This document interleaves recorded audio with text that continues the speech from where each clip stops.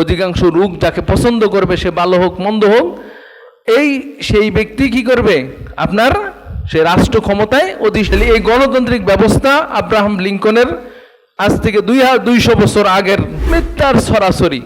এই যে আজকে ওয়াদা দিচ্ছে আমরা এই করে ফেলবো সেই করে ফেলবো, আসলে করবি কি করবে, সব মিথ্যার ওয়াদা। তারপর আপনার গীবতের তো একেবারে শেষ নাই। যেমন একটা দোষ যদি পাইছে কোনো নেতার কথায়, কাজে, কর্মে, এটাকে বলে বেড়াচ্ছে।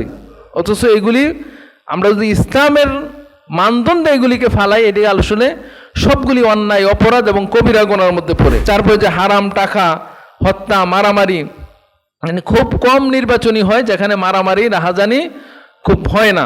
ইসলামের নেতৃত্ব নির্বাচিত হবে পরামর্শ ভিত্তিতে যোগ্য দক্ষ অভিজ্ঞদের দিয়ে। আহলে হাদিস মার্কাজ কুমিল্লা সঠিক দিন প্রচারের এক অনন্য মাধ্যম।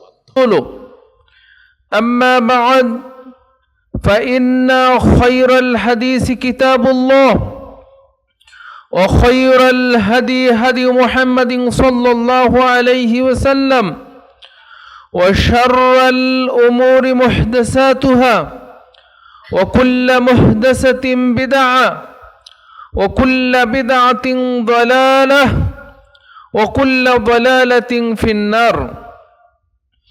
فقد قال الله تعالى في كلامه المجيد: أعوذ بالله من الشيطان الرجيم إن الله يأمركم أن تؤدوا الأمانات إلى أهلها وإذا حكمتم بين الناس أن تحكموا بالعدل. عن أبي هريرة رضي الله تعالى عنه قال: جاء أعرابي إلى النبي صلى الله عليه وسلم فقال: متى الساعة يا رسول الله؟ قال: إذا ذيت الأمانة فانتظر الساعة. قال: كيف يذاعها يا رسول الله؟ قال: إذا وسد الأمر إلى غير أهلها فانتظر الساعة. رواه البخاري. আলহামদুলিল্লাহ, আমরা আল্লাহ সুবহানাহু ওয়া তাআলার প্রশংসা জ্ঞাপন করছি যে আল্লাহ সুবহানাহু ওয়া তাআলা আমাদেরকে সৃষ্টির শ্রেষ্ঠ জীব বানিয়েছেন এবং আমাদেরকে আজকের এই সপ্তাহের শ্রেষ্ঠতম দিনে, জুমার দিনে সুস্থ রেখে পরিবারের ঝামেলা থেকে মুক্ত হয়ে আল্লাহ সুবহানাহু ওয়া তাআলার ইবাদতের নিমিত্তে জুমার খুতবা শুরু হওয়ার আগেই আমাদেরকে মসজিদে আসার তৌফিক দান করেছেন। সে আল্লাহর জন্য প্রশংসা, তারই শিখানো ভাষায় আমরা বলি আলহামদুলিল্লাহ। দুরুদ এবং সালাম বর্ষিত হোক প্রিয় নবীর প্রতি, যিনি আমাদেরকে সত্যের পথ দেখিয়েছেন, অন্যায়, অসত্য, মিথ্যা থেকে দূরে থাকার নির্দেশ দিয়েছেন। সেই নবীর জন্য দুরুদ এবং সালাম বর্ষিত হোক। আমরা পড়ি আল্লাহুম্মা সাল্লি আলাইহি আল্লাহুম্মা বারিক আলাইহি। সম্মানিত জুমা জামাতের মুসল্লিয়ান একরাম, আমরা আপনাদের সামনে ধারাবাহিকভাবে ইমানের বিষয়গুলি, ইমানের রোকনগুলি নিয়ে আলোচনা করে আসছিলাম। তো আমাদের বর্তমান প্রেক্ষাপটের আলোকে আমরা একটু ওই বিষয়টাকে রেখে একটা সমসাময়িক একটা বিষয় নিয়ে আলোচনা করব। বর্তমানে সারা বাংলাদেশে আপনারা দেখতে পাচ্ছেন যে নির্বাচন পরবর্তী 5 বছরের জন্য কারা রাষ্ট্রীয় ক্ষমতা দায়িত্ব পালন করবেন, এই নির্বাচনের জন্য সারা বাংলাদেশ উৎসব মুখর পরিবেশ বিরাজ করতেছে। যেদিকে আপনি তাকাবেন, পোস্টার, লিফলেট, মাইকের আওয়াজ, বিভিন্ন প্রার্থীর গুণগান, এগুলি চলছে। তা আমরা ইসলামী দৃষ্টিভঙ্গির দিক থেকে যে নেতৃত্ব নির্বাচনের গুরুত্ব, প্রয়োজনীয়তা এবং পদ্ধতি, এই বিষয়ে আমরা সংক্ষিপ্ত আলোচনা করব। আমা তৌফিক ইল্লা বিল্লাহ, আলাইহি তাওয়াক্কালতু ওয়া ইলাইহি উনীব। সম্মানিত উপস্থিতি, নেতৃত্ব, নেতার অধীনে থাকা, এটা ইসলামের একটা অন্যতম নীতি। এমনকি রাসূল সাল্লাল্লাহু আলাইহি ওয়াসাল্লাম 3 জন থাকলেও একজনকে নেতার কথা বলা হয়েছে। আর লোক সংখ্যা যত বৃদ্ধি পাবে, নেতার গুরুত্ব, নেতৃত্বের অধীনে থাকার গুরুত্ব বৃদ্ধি পায়। রাষ্ট্রের যে বিষয়টা, সেটা হলো সর্বোচ্চ নেতৃত্বের সর্বোচ্চ পর্যায়। তো সম্মানিত উপস্থিতি, এই নেতৃত্বকে ইসলামের অনেক গুরুত্ব রয়েছে, যে একজন নেতা নির্বাচন করে তার অধীনে থাকা, তার নিয়ম নীতি মেনে চলা এবং তার আনুগত্য করা, এটা ইসলামে অন্যতম একটা গুরুত্বপূর্ণ বিষয়। এক নম্বর যে গুরুত্ব সেটা হলো যে নেতৃত্ব নির্বাচন করা ফরজে কিফায়া। ফরজে কিফায়া তো বুঝেন যে এমন একটা ফরজ, মানে এটা ফরজ যে নেতৃত্ব নির্বাচন করবেন, যারা লোকজন থাকবেন তাদের মধ্য থেকে যোগ্য, দক্ষ, অভিজ্ঞকে সামনে রাখবেন, নেতার সারিতে রাখবেন, এবং এই কাজটা করা ফরজে কিফায়া, মানে সবার প্রতি জরুরি না। কেউ যদি এটাতে অংশগ্রহণ না করে তাহলে কোনো সমস্যা হবে না, কিন্তু আবার যদি সবাই অংশগ্রহণ করলো না, সবাই নেতৃত্ববিহীন, যার যার মতো চললো, এটাও আবার ইসলাম সমর্থন করে না। তাহলে যারা এই নেতৃত্ব নির্বাচনের যোগ্যতা রাখে, পরামর্শ দেওয়ার যোগ্যতা রাখে, এই কাজে অংশগ্রহণ যাদের অভিজ্ঞতা রয়েছে, তাদের উপরে নেতৃত্ব নির্বাচনে অংশগ্রহণ করা এবং নেতা নির্বাচন করার কাজ করা, এটা ফরজে কিফায়া। তারা যদি এই কাজটা করেন তাহলে বাকিদের পক্ষ থেকে সেটা আদায় হয়ে যাবে। 2 নম্বর যে বিষয় সেটা হলো মানুষের যে তবিয়ত, মানুষের যে প্রকৃতি, মানুষের যে স্বভাব, এটাই হলো যে সে একজনের অধীনে থাকবে। আল্লাহ রাব্বুল আলামিন যখন মানুষ সৃষ্টি করার ইচ্ছা পোষণ করলেন, তখন ফেরেশতাদেরকে তিনি বলেছিলেন, ইন্নী জাইলুন ফিল আরদি খলিফা। ফেরেশতাদেরকে বলেছিলেন যে আমি দুনিয়াতে বা জমিনে খলিফা সৃষ্টি করতে চাই। খলিফা অর্থ কি? খলিফা শব্দের অর্থ হলো খালফুন থেকে আসছে, পিছনে, মানে তারা পিছনে পিছনে, মানে এমন একটা জাতি আমি সৃষ্টি করব যারা একজন আরেকজনের স্থলাভিষিক্ত হবে। এবং বাস্তবে আপনি তাই দেখেন যে একজন আরেকজনের স্থলাভিষিক্ত হয়ে যাচ্ছে। বাবা পরিবারের খুব গুরুত্বপূর্ণ দায়িত্ব পালন করেন, সংসারের দায়িত্ব পালন করেন, ছেলে মেয়ে দেখাশোনা করেন, ব্যবসা বাণিজ্য পরিচালনা করেন, কিন্তু তিনি যদি ইন্তেকাল করেন ওই জায়গা কিন্তু শূন্য থাকে না, আবার ছেলে এসে ওই জায়গাটা দখল করে নেয়, ওই জায়গায় তিনি আদিষ্ট হন। একজন প্রতিষ্ঠানের প্রধান, তিনি প্রতিষ্ঠান পরিচালনা করেন, যখন তিনি চলে যান আরেকজন এসে সেই জায়গা দখল করেন, সেই জায়গায় নিয়ে নেন, ওই দায়িত্ব পালন করেন। তো মানুষের তবিয়ত হলো এটা, যে কোনোদিন এটা শূন্য থাকে না। আর এদেরকে বলা হয় খলিফা, যে আমি এমন একটা জাতি সৃষ্টি করব, যেটা আল্লাহ বলেছিলেন যে যারা একজন আরেকজনের পিছনে আসবে, দায়িত্ব বুঝে নিবে, দায়িত্ব পালন করবে, চলতেই থাকবে। তাহলে মানুষের যে তবিয়ত, মানুষের যে প্রবৃত্তি, এটা হলো যে নেতার অধীনে থেকে তারা চলবে। 3 নম্বর যে গুরুত্বপূর্ণ বিষয়টা সেটা দেখবেন যে রাসূল সাল্লাল্লাহু আলাইহি সাল্লামকে যখন আল্লাহ সুবহানাহু ওয়া তাআলা নিয়ে গেলেন, এই পৃথিবীর সফর শেষ করে যখন তিনি ইন্তেকাল করলেন, তখন 3 দিন দেরি হয়েছিল তাকে দাফন করতে। তিনি ইন্তেকাল করেছিলেন সোমবারে 10টা-11টার দিকে। হাদিস থেকে যেটা বোঝা যায় যে সূর্য যখন প্রখরভাবে আলোকিত হয়েছিল তখন তিনি ইন্তেকাল করেছেন। এই তখন থেকে তারা রাসূল সাল্লাল্লাহু আলাইহি সাল্লামের দাফন কাফনের কাজ শুরু করেন নাই যতক্ষণ না খলিফা নিযুক্ত হয়েছিল। যে রাসূল সাল্লাল্লাহু আলাইহি সাল্লামের এত বড় খিলাফত, তখন ছিল মদিনা রাষ্ট্র, রাষ্ট্রের প্রধান কে হবেন এইটা নির্ধারণ না করা পর্যন্ত রাসূল সাল্লাল্লাহু আলাইহি সাল্লামকে যে গোসল দিবে, জানাজার কাজ শুরু করবে, কবর খনন করবে, এই কাজটা করেন নাই। একটা দিন চলে গিয়েছিল, এই যে সোমবার সকাল থেকে শুরু করে মঙ্গলবার পর্যন্ত এই একটা দিন কে খলিফা হবেন, কাকে খলিফা বানানো যায়, রাসূল সাল্লাল্লাহু আলাইহি সাল্লামের প্রতিনিধিত্ব কে করবেন, তার জায়গায় কে অধিষ্ঠিত হবেন, এই চিন্তায় প্রায় একদিন চলে গিয়েছিল। যখন সকল মুসলমানগণ, তৎকালীন সাহাবাগণ একমত হলেন যে আবু বকর রাদিয়াল্লাহু তাআলা আনহু রাসূল সাল্লাল্লাহু আলাইহি সাল্লামের খেলাফতের দায়িত্ব পালন করবেন। খলিফা মানে রাসূল সাল্লাল্লাহু আলাইহি সাল্লাম যেখানে ছিলেন ইমামতি করতেন, তিনি ইমামতি করবেন, রাষ্ট্রের দায়িত্ব পালন করতেন, তিনি রাষ্ট্রের দায়িত্ব পালন, মানে খলিফা। রাসূল সাল্লাল্লাহু আলাইহি সাল্লামের অবর্তমানে তিনি দায়িত্ব পালন করবেন। এইটা যখন নির্বাচিত হলেন তিনি প্রথম খলিফা, আবু বকর রাদিয়াল্লাহু তাআলা আনহুর হাতে যখন সবাই বায়াত গ্রহণ করলেন, তখন তিনি ডিসিশন শুরু করলেন যে এটা এইভাবে করেন, এটা ওইভাবে করেন। রাসূল সাল্লাল্লাহু আলাইহি ওয়াসাল্লামের গোসল করানো হলো। তারপর জানাজা শুরু হলো। রাসূল সাল্লাল্লাহু আলাইহি ওয়াসাল্লাম যেখানে ইন্তেকাল করেছেন সেখানেই তার জানাজা শুরু হলো। এই মঙ্গলবার পুরো দিন জানাজা শেষ করে মাগরিবের পরে বুধবার শুরু হয়ে গেছে আরবি ক্যালেন্ডার অনুযায়ী। এই মঙ্গলবার রাতে শেষের দিকে রাসূল সাল্লাল্লাহু আলাইহি সাল্লামকে দাফন কাফনের শেষ করা হয় প্রায় 32 ঘন্টা পরে। দেখেন এই কেন দেরি হলো, অথচ রাসূল সাল্লাল্লাহু আলাইহি ওয়াসাল্লাম বলে গেছেন যে তোমরা মাইয়াতকে দেরি করিও না।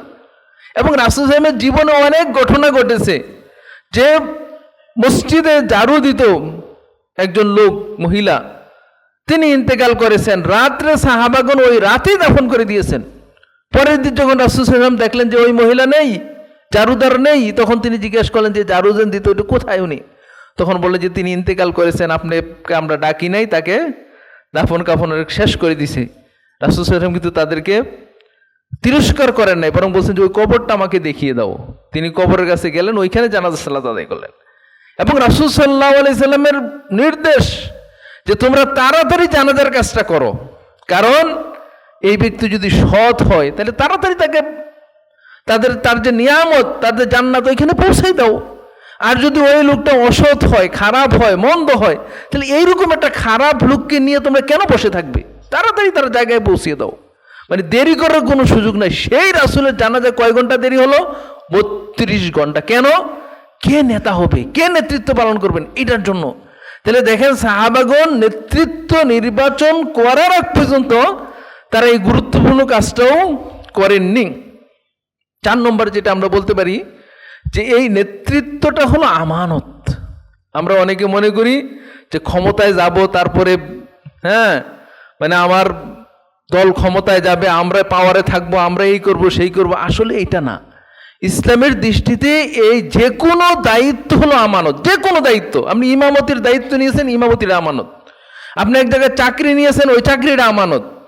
আপনি একজনের সাথে চুক্তিবদ্ধ হয়েছেন, ওইটা আমানত। মানে যে কোনো দায়িত্ব আপনাকে দেওয়া হবে সেটাই হলো আমানত। আর কিয়ামতের দিন সেই আমানত সম্পর্কে জিজ্ঞাসা করা হবে। ইন্নাল্লাহা ইয়া'মুরুকুম আন তুআদ্দুল আমানাতি ইলা আহলিহা। আল্লাহ সুবহানাহু ওয়া তাআলা আদেশ করতেছেন তোমাদেরকে যে তোমরা তোমাদের আমানতকে যথাযথভাবে আদায় করো। তো এই জন্য যে যারা দায়িত্বে আসবে, যে যত বড় দায়িত্বে আসবে তার তত বড় আমানত এটা থাকবে। এটাকে ইসলাম বলা হয়েছে আমানত। দায়িত্বটাকে, যে কোনো দায়িত্বকে আমানত ভরা হয়েছে। একজন ঘরের দায়িত্বশীল, তিনি ঘরের আমানত রক্ষা করবেন। যিনি এলাকার দায়িত্বশীল, যিনি ইউনিয়নের দায়িত্বশীল, যিনি ওয়ার্ডের দায়িত্বশীল, সংসদ একটা আসনের দায়িত্বশীল, আবার যিনি দেশের নেতৃত্ব নেবেন তিনি দেশের দায়িত্বশীল। এই পুরো দায়িত্ব সম্পর্কে তাকে জিজ্ঞাসা করা হবে। ওমর রাদিয়াল্লাহু তাআলা আনহু, তিনি তার জীবনীতে অনেক ঘটনা বর্ণিত হয়েছে। তিনি বলছেন যে ফোরাত নদীর তীরে যদি একটা আপনার সেই কুকুর মারা যায় না খেয়ে, এটার জন্য আল্লাহ সুবহানাহু ওয়া তাআলা ওমরকে জিজ্ঞাসা করবেন। দায়িত্বকে কত ভয় পেতেন যে ফোরাত কোথায়? সেই ইরাকের ফোরাত, আর তিনি তার রাজধানী ছিল মদিনাতে। তারপরে তিনি বলছেন এত দূরের লোক যদি একটা কুকুর, মানুষ নয়, সেটাও যদি মারা যায় আমার আমলে, আমি ক্ষমতাতে আছি, আমি দায়িত্বে আছি, আমার উপরে এটা দায়িত্ব, আমি যদি এটা পালন না করতে পারি এটার জন্য আমিও আল্লাহ জিজ্ঞাসা করতে পারে। এই জন্য দেখা যাচ্ছে তার আমলে তিনি ঘুরে ঘুরে বেড়াতেন এবং দেখতেন যে কেউ অভুক্ত আছে কিনা, কেউ অসুখে আছে কিনা, কেউ সমস্যায় আছে কিনা।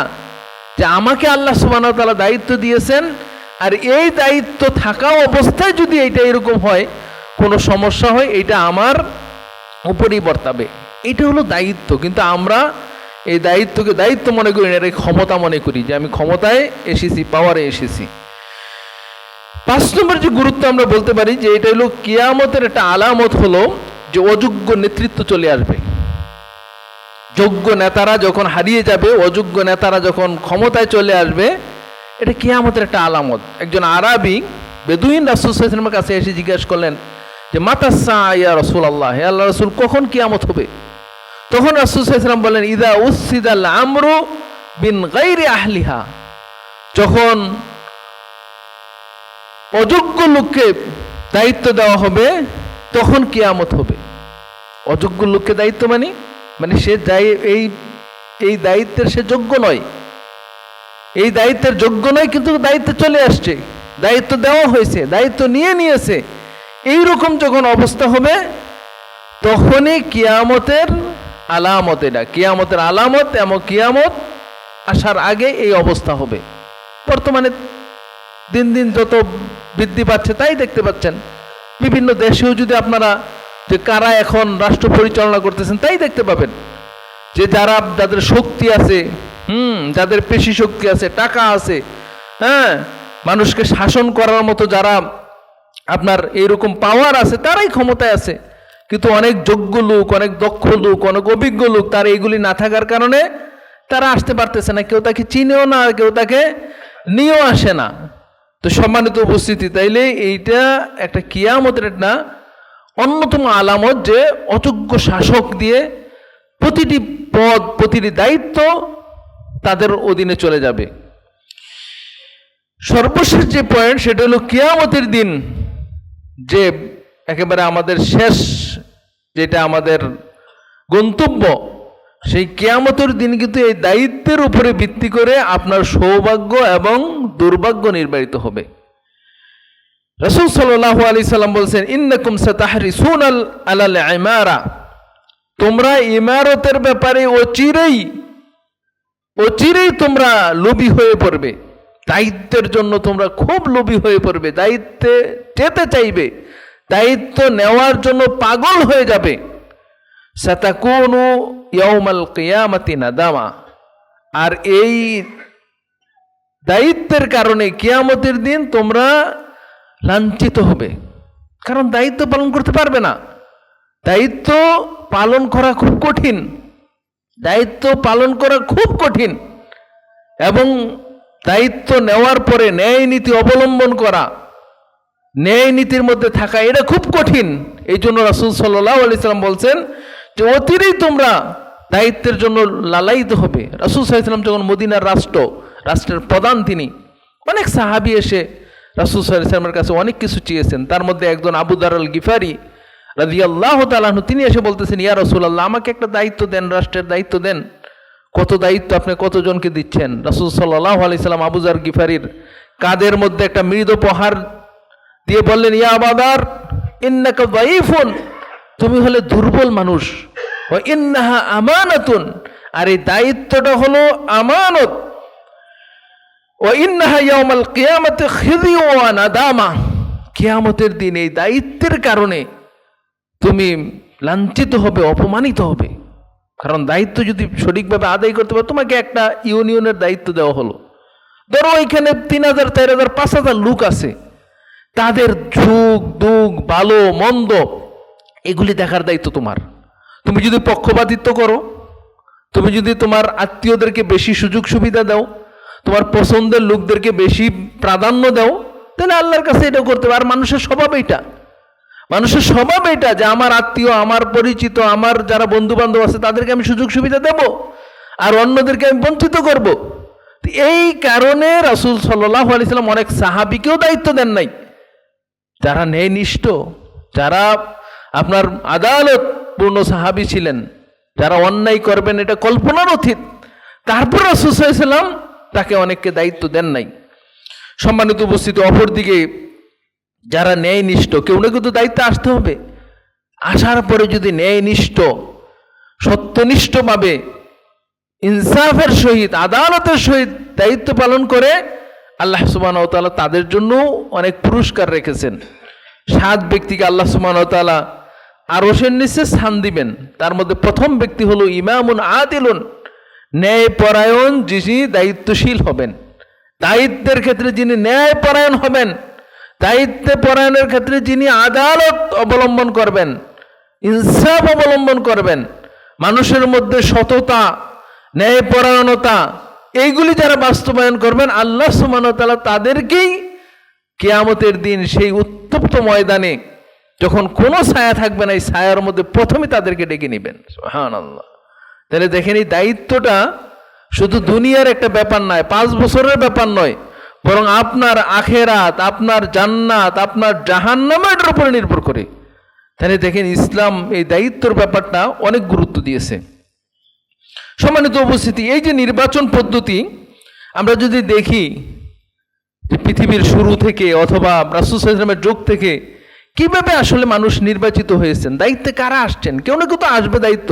কারণ মানুষের তবিয়ত হলো এটা যে একজন সামনে থাকবে বাকিজন পিছনে থাকবেন, এবং আল্লাহ রাব্বুল আলামিন ফাদ্দালা বা'দুকুম আলা বা'দ, একজনের উপর আরেকজনকে তিনি প্রাধান্য দিয়েছেন। কাউকে নেতৃত্বের যোগ্যতা দিয়েছেন, কাউকে সম্পদ দিয়েছেন, কাউকে স্বাস্থ্য দিয়েছেন, কাউকে জ্ঞান বুদ্ধি ভালো দিয়েছেন। এইভাবে আল্লাহ রাব্বুল আলামিন পৃথিবীকে সুন্দর করেছেন। সবাই যদি এক কোয়ালিটির হতো তাহলে পৃথিবী চলতো না। সবার জ্ঞান, সবার বুদ্ধি, সবার ধন সম্পদ, সবার আচার আচরণ যদি একরকম হতো তাহলে পৃথিবী চলতো না। আল্লাহ সুবহানাহু ওয়া তাআলা কাউকে কাউকে তিনি মেধা দিয়েছেন, যোগ্যতা দিয়েছেন, দক্ষতা দিয়েছেন, দিয়ে তারা সামনে থাকবে। কিভাবে নির্বাচিত হতো? 4টা পদ্ধতি পাওয়া যায়। প্রথম যে পদ্ধতি সেটা হলো ওসিয়ত করা, মানে পূর্ববর্তী যিনি দায়িত্বশীল থাকবেন, পূর্ববর্তী যিনি প্রধান থাকবেন, তিনি ওসিয়ত করে যাবেন যে আমার পরে এই দায়িত্ব পালন করবে উনি। এইটা যদি হয়ে যায় এটা কিন্তু ইসলামী শরীয়তের পদ্ধতি, এবং এই পদ্ধতিতে হয়েছেন ওমর রাদিয়াল্লাহু তাআলা আনহু। আবু বকর রাদিয়াল্লাহু তাআলা আনহু তো খলিফা হলেন কিভাবে? সাহাবীদের পরামর্শক্রমে। রাসূল সাল্লাল্লাহু আলাইহি ওয়াসাল্লাম ইন্তেকাল করলেন, কে খলিফা হবে? সাহাবীদের মধ্যে চলতেছে, অনেকে তো সাহাবীগণ বলতেছেন রাসূল সাল্লাল্লাহু আলাইহি ওয়াসাল্লাম মরে ইন্তেকাল করেন নাই, তিনি এখনো জীবিত আছেন। কিন্তু রাসূল যখন আবু বকর রাদিয়াল্লাহু তাআলা আনহু তখন একটু দূরে ছিলেন, তার বাড়িটা মদিনা থেকে অনেক একটু দূরে ছিল। তিনি আসলেন, এসে আয়েশা রাদিয়াল্লাহু তাআলা আনহুর ঘরে গেলেন, চেয়ে দেখলেন যে রাসূল সাল্লাল্লাহু আলাইহি ওয়াসাল্লাম ইন্তেকাল করেছেন। তিনি তার কাপড়টাকে মুখ থেকে সরালেন এবং তিনি রাসূল সাল্লাল্লাহু আলাইহি ওয়াসাল্লামকে দেখে এসে মদিনাতে বা মদিনার মসজিদে তিনি ভাষণ দিলেন, এবং তিনি বললেন যে ব্যক্তি মান কানা ইয়াবুদু মুহাম্মাদান, জেনে রাখো তোমরা যারা মুহাম্মদ সাল্লাল্লাহু আলাইহি ওয়াসাল্লামের ইবাদত কেউ যদি করে থাকো, ফাইন্নাহু ইয়ালাম আন্না মুহাম্মাদ কাদ মাত, তোমরা জেনে রাখো যে মুহাম্মদ সাল্লাল্লাহু আলাইহি ওয়াসাল্লাম অচিরেই মারা গেছেন, ইন্তেকাল করেছেন। ওমান কানা ইয়াবুদুল্লাহ, আর যে ব্যক্তি আল্লাহর ইবাদত করে, ফাইন্নাহু হাইয়ুল কাইয়ুম, তিনি হলেন চিরঞ্জীব, তিনি মরবেন না। সুতরাং আমরা ইবাদত করি কার? তো মুহাম্মদ সাল্লাল্লাহু আলাইহি ওয়াসাল্লাম ইন্তেকাল করেছেন, এটা আল্লাহ আগে বলে দিয়েছেন, ওমা মুহাম্মাদুন ইল্লা রাসূল কাদ খালাত মিন ক্বাবলিহি রুসুল আফাইম মাতা আও কুতিলা ইনকালাবতুম আলা আকাবিকুম। এই আয়াত যখন শুনলেন ওমর রাদিয়াল্লাহু তাআলা সবচেয়ে বেশি আপনার মানতে পারছিলেন না। তিনি যখন এই আয়াত শুনলেন যে মুহাম্মদ সাল্লাল্লাহু আলাইহি ওয়াসাল্লাম একজন রাসূল ছাড়া আর কিছু না, তিনি যদি ইন্তেকাল করেন অথবা তিনি নিহত হন, তাহলে কি তোমরা তোমাদের যে পথ তিনি রেখে গেছেন, শরীয়ত তিনি দিয়ে গেছেন, আলোকবর্তিকা তিনি জ্বালিয়ে গেছেন, এটা দেখে কি তোমরা পদস্খলন হবে? এই কথা যখন শুনলেন ওমর রাদিয়াল্লাহু তাআলা বলতেছেন আমার মনে হলো যেন এখনই এই আয়াত নাজিল হয়েছে, অথচ সূরা আলী ইমরানের মধ্যে এই আয়াত রয়ে গেছে, তিনি স্মরণে নেই।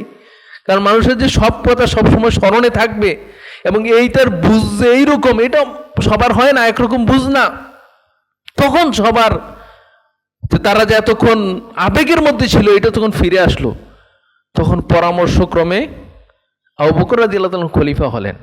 এখন আবু বকর রাদিয়াল্লাহু তাআলা দীর্ঘ 2 বছর তিনি খিলাফতের দায়িত্ব পালন করে স্বাভাবিকভাবে ইন্তেকাল করেছেন। ইন্তেকালের আগে তিনি বলে গিয়েছেন যে আমার পরে খলিফা হবে ওমর রাদিয়াল্লাহু তাআলা। সকল সাহাবী আবু বকর রাদিয়াল্লাহু তাআলা ইন্তেকাল করেছেন তিনি মেনে নিয়েছেন, সকল সাহাবী মেনে নিয়েছেন। কারণ ওমর রাদিয়াল্লাহু তাআলা সেই যোগ্যতা, সেই দক্ষতা, সেই বিচক্ষণতা, সেই অভিজ্ঞতা ছিল তার মধ্যে। এবং রাসূল সাল্লাল্লাহু আলাইহি ওয়াসাল্লাম তো বলেই গিয়েছেন যে আমার পরে যদি নবী হতো, খলিফা কেন, আমার পরে নবী হলে কে হতো? ওমর রাদিয়াল্লাহু তাআলা হতেন। তাহলে আবু বকর রাদিয়াল্লাহু তাআলা বলে গেলেন, ওসিয়ত করে গেলেন, সকল সাহাবী মেনে গেছেন। এইরকম যদি হয় যে পূর্ববর্তী নেতা বলে গেল, সবার মেনে নেওয়া উচিত, এবং তিনি যদি সততা দক্ষতার সহিত বলে যান। 2 নম্বর যে পদ্ধতি নেতৃত্ব নির্বাচনের, সেটা হলো শুরা পদ্ধতি, পরামর্শ। সেটা আবার কোত্থেকে আসলো? ওমর রাদিয়াল্লাহু তাআলা যখন আহত হলেন, যে আহতের কারণে তিনি ইন্তেকাল করেছেন, ফজরের সালাত যখন তিনি পড়াচ্ছিলেন, আবুল উলু আল মজুসি সেই খঞ্জর দিয়ে তাকে যখন আঘাত করে দিলেন, তিনি যখন বুঝতে পারলেন যে আর তিনি বাঁচবেন না, যখন খাবার তাকে মুখ দিয়ে দেওয়া হতো তখন এটা পাকস্থলী ছিঁড়ে গিয়েছিল, এটা তিনি তখন পড়ে যাচ্ছিল, তখন তিনি বুঝতে পারলেন যে আমি আর বাঁচব না।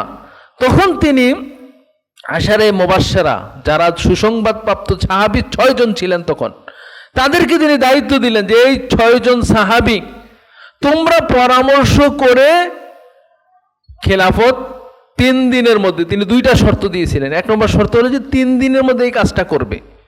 আর আমার ছেলে আব্দুল্লাহ, অনেকে বলছিলেন যে আব্দুল্লাহ এত জ্ঞানী ছিল, মানে রাসূল সাল্লাল্লাহু আলাইহি ওয়াসাল্লামকে সবচেয়ে বেশি অনুসরণ করছেন আব্দুল্লাহ ইবনে ওমর, মানে সবচেয়ে বেশি। একবার রাসূল সাল্লাল্লাহু আলাইহি ওয়াসাল্লাম যেখানে বসতেন, যদি এটা শরীয়ত না, তিনি হজের সফরে যাচ্ছেন, রাসূল সাল্লাল্লাহু আলাইহি ওয়াসাল্লাম যেখানে টয়লেট করছেন ওইখানে তিনি টয়লেট করতেন।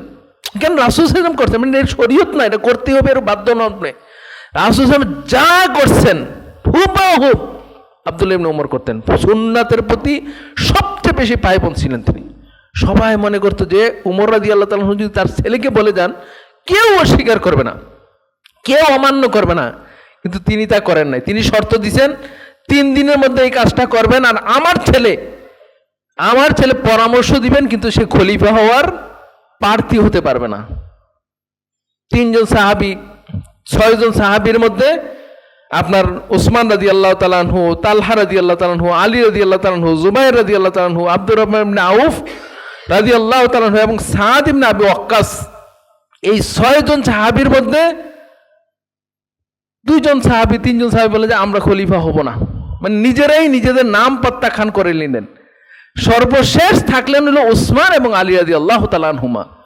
আব্দুর রহমান ইবনে আউফ তিনি নির্বাচন করার, মানে তাদেরকে আপনার কে খলিফা হবে এই দায়িত্ব পালন করার জন্য তিনি মদিনার অলিতে গলিতে, এটি কিন্তু অনেকে বলে থাকে দেখবেন যে এই যে গণতন্ত্র ওইটা, আসলে তিনি দেখেন তখন কিন্তু ওমর রাদিয়াল্লাহু তাআলার রাজত্ব কখন অর্ধ পৃথিবী আমরা বলেছি, ওই দিক দিয়ে মিশর, এদিক দিয়ে আপনার সেই সিরিয়া, তিনি সিরিয়া সে বাইতুল মুকাদ্দাস তার আমলে বিজয় হয়েছিল, ওই দিক দিয়ে আপনার বসরা, ওই দিক দিয়ে আপনার কুফা, এই এত বড় অঞ্চল, অথচ সময় দিয়েছে কয়দিন?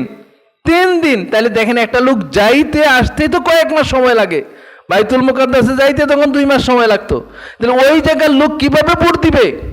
তার মানে হলো যে একবার পুরো দেশের সবাই মিলে আপনাকে নির্বাচন করতে হবে, এটাও জরুরি না।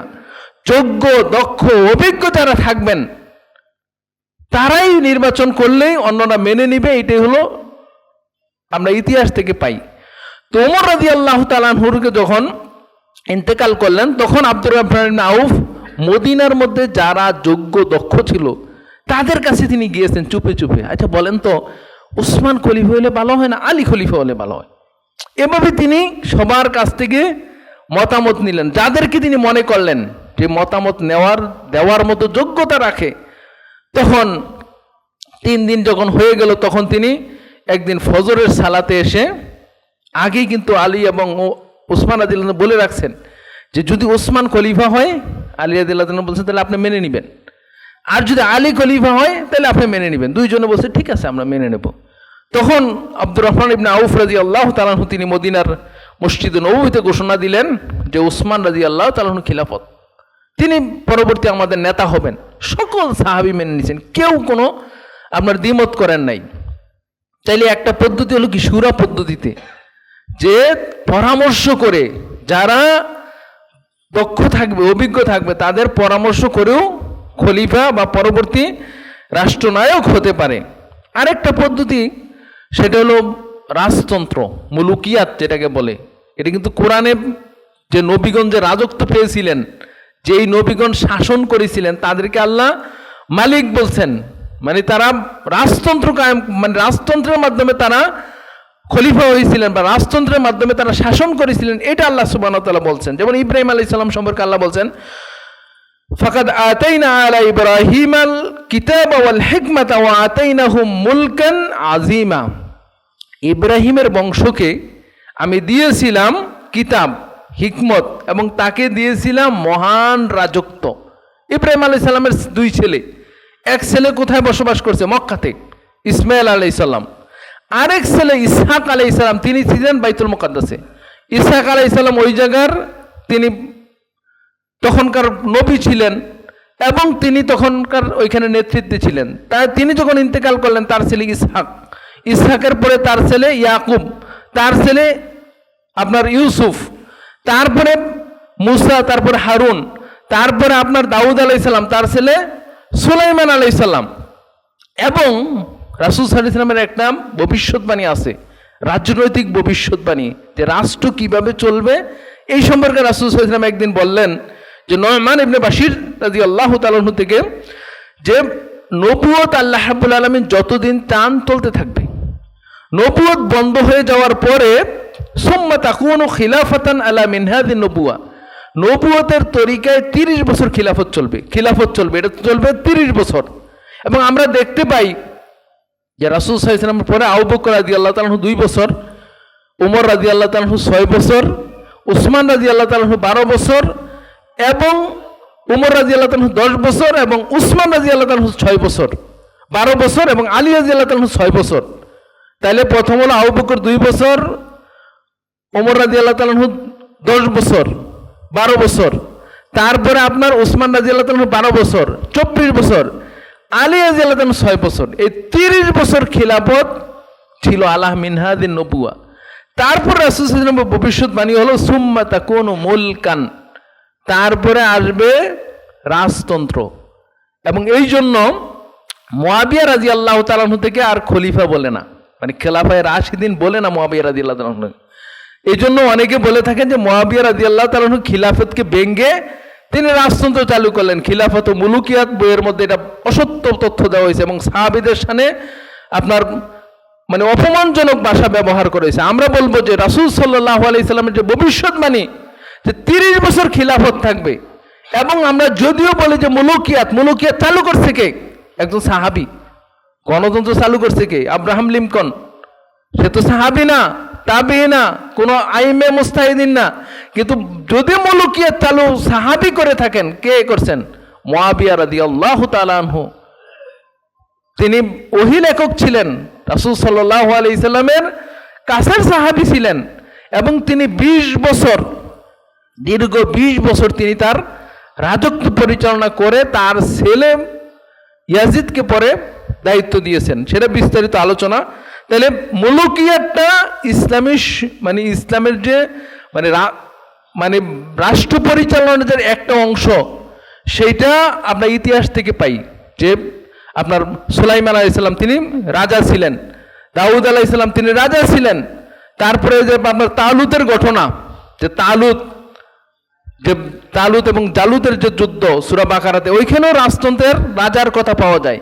তাহলে এইটা একটা শাসন ব্যবস্থা যুগ যুগ ধরে চলে আসছে। 4 নম্বর যে শাসন ব্যবস্থা বর্তমানে আমরা যেটার মধ্যে আছি, সেটা হলো গণতান্ত্রিক ব্যবস্থা, যে মানুষের রায়ের উপরে ভিত্তি করে আপনার শাসন ব্যবস্থা। অধিকাংশ লোক যেখানে রায় দিবে, অধিকাংশ লোক যাকে পছন্দ করবে, সে ভালো হোক মন্দ হোক, সেই ব্যক্তি কি করবে? আপনার সে রাষ্ট্র ক্ষমতায় অধিষ্ঠিত হবে। এটা এখন বর্তমানে ব্যাপকভাবে বিভিন্ন দেশে চলছে, এবং পশ্চিমা বিশ্ব এটাকে চালু করার জন্য, এটাকে মানে প্রতিষ্ঠা করার জন্য বিভিন্নভাবে চাচ্ছে। এবং মুসলিম যেই দেশগুলি, আফগানিস্তান বলেন, ইরান বলেন, ইরাক বলেন, মানে যেই দেশগুলিতে এই ব্যবস্থাগুলি এখন নেই, ওরা যারা রাজতন্ত্রের মাধ্যমে চালাচ্ছে, তাদেরগুলিকে ভেঙে দিয়ে তারা চাচ্ছে যে গণতান্ত্রিক পন্থাটা দিতে চাচ্ছেন। তো সম্মানিত উপস্থিতি, তাহলে এই গণতান্ত্রিক ব্যবস্থা আব্রাহাম লিঙ্কনের আজ থেকে 200 বছর আগের তার যে জন্ম, সেখান থেকে এই যে ব্যবস্থা, যেটার আপনার সুফল কুফল, যারা রাষ্ট্রবিজ্ঞান নিয়ে আলোচনা করেন তারা জানেন যে এটার কত কুফল, কত সুফল আর কি, আর কুফলই কি। আমরা দেখতে পাই যে এটার মধ্যে মিথ্যার সরাসরি, এই যে আজকে ওয়াদা দিচ্ছে আমরা এই করে ফেলবো, সেই করে ফেলবো, আসলে করবে কি করবে, সব মিথ্যার ওয়াদা। তারপর আপনার গীবতের তো একেবারে শেষ নাই। যেমন একটা দোষ যদি পাইছে কোনো নেতার কথায়, কাজে, কর্মে, এটাকে বলে বেড়াচ্ছে, অথচ এগুলি আমরা যদি ইসলামের মানদণ্ডে এগুলিকে ফালাই, এটি আসলে সবগুলি অন্যায়, অপরাধ এবং কবিরা গুনার মধ্যে পড়ে। তারপরে যে হারাম টাকা, হত্যা, মারামারি, মানে খুব কম নির্বাচনী হয় যেখানে মারামারি, রাহাজানি খুব হয় না। তো সম্মানিত উপস্থিতি, এগুলি আশা করি আপনারা বুঝতেছেন। তা আমরা যে বিষয়টা বলবো সেটা হলো ইসলামে আসলে নেতৃত্ব নির্বাচনের পদ্ধতি কি, উসুল কি। 4টা উসুল রয়েছে। 1 নম্বর উসুল হলো যে ইসলামের নেতৃত্ব নির্বাচিত হবে পরামর্শ ভিত্তিতে যোগ্য, দক্ষ, অভিজ্ঞদের দিয়ে। আমরা বলতে পারি উদাহরণস্বরূপ আপনাদেরকে বোঝার জন্য, বর্তমান যেই শাসনটা চলতেছে, যেই সরকারটা আছে, ইউনূস সরকার, তিনি কিভাবে নির্বাচিত হয়েছেন আমরা যদি ধরি, সেটা কিভাবে? যখন আগের সরকার চলে গেল তখন বাংলাদেশ ফাঁকা, কেউ কোনো দায়িত্বে নেই, তখন কিভাবে নির্বাচন হয়েছে? তখন যারা দক্ষ অভিজ্ঞ, আপনার থেকে তো মতামত নেয় নাই, আমার থেকে নেয় নাই, অনেকের থেকে নেয় নাই, কিন্তু কেউ না কেউ তো পরামর্শ করছে, করে তারা মনে করেছে যে ইউনূস সাহেবকে সামনে রাখা দরকার, পরামর্শ করেছেন এবং তাকে সামনে নিয়েছেন। এবং অন্যান্য বিষয়গুলি কাকে কোন মন্ত্রণালয়ে দেওয়া যায়, অর্থ কে বোঝে, শিক্ষা কে বোঝে, আপনার পরিবহন কে বোঝে, দিয়ে তাদের মাথায় যেটা আসছে তাদের মধ্য থেকে দক্ষ যোগ্য অভিজ্ঞদেরকে নিয়ে সরকার গঠন হয়েছে, তারা 1.5 বছর যাবত চালাচ্ছে। এইটাই মূলত ইসলামের পদ্ধতি, যে আপনি যারা যোগ্য দক্ষ যেখানে থাকবে, এখন যদি কেউ অযোগ্য অদক্ষ থাকে তাকে সরাই দেন, যে বিষয়ে দক্ষ তাকে নিয়ে আসেন, এইটাই হলো ইসলাম পদ্ধতি, মানে শুরা পদ্ধতি এইটাই। তাহলে দেখা গেল যে এইটা ইসলামী পদ্ধতি, যেটা এটা হলো যে শুরা পদ্ধতিতে হবে। 2 নম্বর যে উসুল, সেটা হলো চেয়ে নেওয়া যায় না। আগে বলা হয়েছে যে ক্ষমতাটা হলো আর দায়িত্ব, যে কোনো বিষয়ে ক্ষমতা হলো দায়িত্ব, যে কোনো আপনার দায়িত্ব হলো আমানত। তো সুতরাং এই জিনিসটা চেয়ে নেওয়া যায় না, এটা ইসলামের একটা একবারে মূল নীতি, যে আপনি চেয়ে নিবেন না। রাসূল সাল্লাল্লাহু আলাইহি ওয়াসাল্লাম অনেক সাহাবীকে নিষেধ করেছেন যে তুমি চেয়ে নিও না। 3 নম্বর যে বিষয়টা, সেটা হলো যিনি দায়িত্বে থাকবেন তিনি কোনো নির্দিষ্ট সময়ের জন্য দায়িত্বে থাকবেন না, তিনি দায়িত্বে থাকবেন যতক্ষণ তিনি সক্ষম। এটি কিন্তু ইসলামের আরেকটা মূলনীতি, যে 5 বছরের জন্য না। অনেকে দেখবেন যে 5 বছরের পরে তিনি অনেক শক্তিশালী আছেন, কাজ করার মতো তার দক্ষতা আছে, কিন্তু সময় শেষ, আপনি বিদায়। আবার দেখা যায় যে অনেকে 5 বছর শেষ হচ্ছে না, একেবারে চলতে পারে না, মানে হাসপাতালে ভর্তি হয়ে আছে, আর ফিরে আসাও সম্ভব না, তিনি ক্ষমতায় আসেনি। ইসলামী শরীয়ত কিন্তু এটা বলে না, যতক্ষণ সে দক্ষতা রাখে, যতক্ষণ তিনি কর্মক্ষম থাকবেন, যোগ্য ব্যক্তি, ততক্ষণ থাকবেন, হাত্তাল মাউত, মৃত্যু পর্যন্ত। তাহলে এই যে 5 বছর 7 বছর যে নির্বাচন, এটা কিন্তু ইসলামী শরীয়তের সাথে আসে না। সর্বশেষ যেটা মূলনীতি, সেটা হলো যে পুরুষ ব্যক্তি ক্ষমতায় থাকবে কারা, মানে এই রাষ্ট্র পরিচালনার মতো দায়িত্ব, গুরু দায়িত্ব, এটা আল্লাহ সুবহানাহু ওয়া তাআলা পুরুষদেরকে দিয়েছেন। কারণ কি?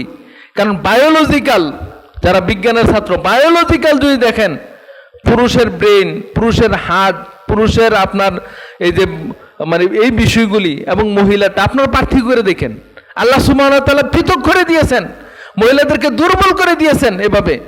কেন? কারণ এত গুরুত্বপূর্ণ, এত চ্যালেঞ্জফুল দায়িত্ব তাদের যারা পালন আল্লাহ সুবহানাহু ওয়া তাআলা দেন নাই। কেউ যদি নিয়ে নেয় সেটা ভিন্ন। এখানে আবার প্রশ্ন হতে পারে যে যদি কেউ ক্ষমতায় চলে আসে মহিলা, তাহলে কি আমরা তার অনুগত করবো না? অবশ্যই করব। কারণ ইসলামী শরীয়তে কিন্তু এটা আরেকটা মূলনীতি, যে কেউ যদি ক্ষমতায় চলে আসে, কিভাবে আসে এটা দেখার দরকার নাই। ধরেন যেমন ইসলামী শরীয়তকে বলছে, ইন উম্মিরা আলাইকুম আব্দুন মুজাদ্দা, যদি তোমাদের উপরে কোনো গোলাম যদি চলে আসে দায়িত্বে, গোলাম কিন্তু আপনার দায়িত্ব নেওয়ার মতো যোগ্যতা নাই তার, কারণ দায়িত্ব নেওয়ার জন্য স্বাধীন হতে হয়। কিন্তু রাসূল বলতেছে যে কোনো গোলাম যদি তোমাদের দায়িত্বে চলে আসে, তাহলে কি করবে তোমরা? ইয়াকুদুকুম বিকিতাবিল্লাহ, শর্ত কি? তিনি কিতাব দিয়ে শাসন করতেছেন।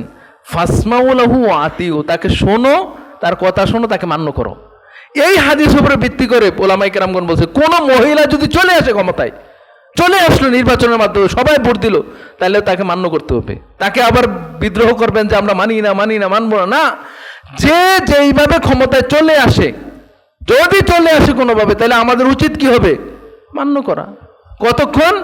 যতক্ষণ তিনি কোরআন এবং সুন্নাহ অনুযায়ী পরিচালনা করবেন। আমাদেরকে যদি বাধা না দেয় যে তোমরা সালাত আদায় করতে পারবে না, হজ করতে পারবে না, প্রকাশ্যে ইসলাম পালন করবে, তখন তার বিরুদ্ধে আপনার যদি শক্তি থাকে, আবার মানে বিদ্রোহেরও আবার শর্ত আছে, মানে আপনার একটা ইনকিলাব করলে মিছিল বের করে দিলেন, কিন্তু আপনার কোনো শক্তি নাই, এরকম না।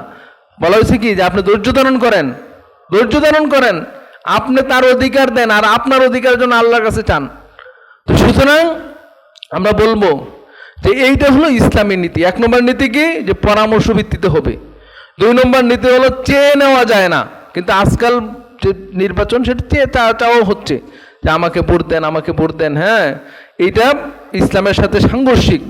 তারপরে যিনি দায়িত্বে আসবেন তিনি 5 বছরের জন্য, এটা ইসলাম বলে, যতক্ষণ তিনি সক্ষম থাকবেন করবেন।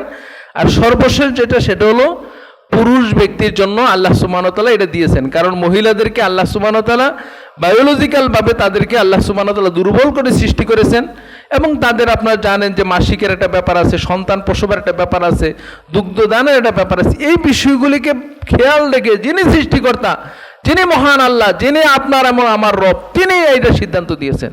সুতরাং আমাদের উচিত হবে এই বিষয়গুলি মেনে, এবং আমাদের আল্লাহ সুবহানাহু ওয়া তাআলা আমাদের জন্য ভালো করুক, এবং আমাদেরকে আমরা দোয়া করি আল্লাহ সুবহানাহু ওয়া তাআলা যেন আমাদের যে সামনে নির্বাচন, আল্লাহ সুবহানাহু ওয়া তাআলা যেন আমাদের উপর এমন এক শাসক নিয়ে আসেন যিনি আমাদের উপর ন্যায় করবেন, যিনি বাংলাদেশকে এগিয়ে নিয়ে যাবেন, যারা বাংলাদেশকে বিশ্বের দরবারে সমুন্নত করবেন এবং মুসলিমদেরকে নিরাপত্তা দান করবেন এবং তাদের জন্য সুযোগ সুবিধা দান করবেন।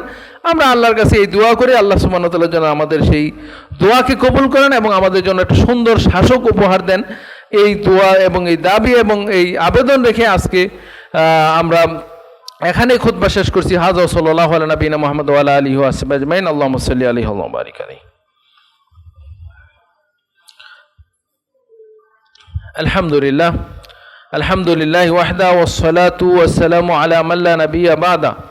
ক্বালা আল্লাহু তাআলা ফি কালামিহিল মাজিদ। আউযু বিল্লাহি মিনাশ শাইতানির